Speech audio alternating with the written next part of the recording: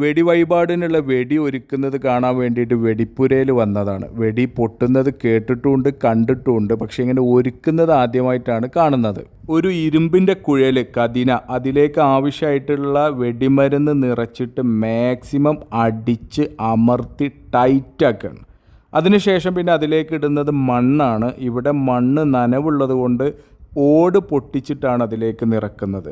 അതും പരമാവധി അടിച്ച് താഴ്ത്തി അമർത്തി ടൈറ്റ് ചെയ്യണം. ഈ കുഴലിൻ്റെ അടിഭാഗം ക്ലോസ് ആണ്. കതിനയുടെ ഏറ്റവും താഴെ ഭാഗത്ത് സൈഡിലായിട്ട് ചെറിയൊരു ഹോളുണ്ട്.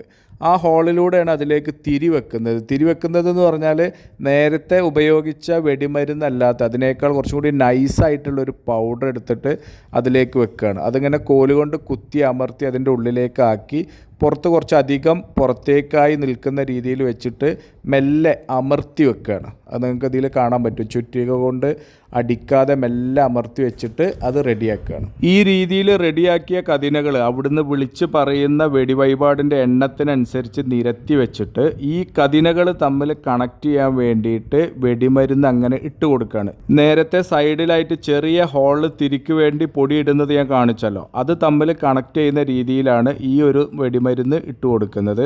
അതിലൊരു ഭാഗത്ത് കുറച്ച് അധികം ഇട്ട് കൊടുക്കും. അവിടെയാണ് തീ കൊടുക്കുന്നത്.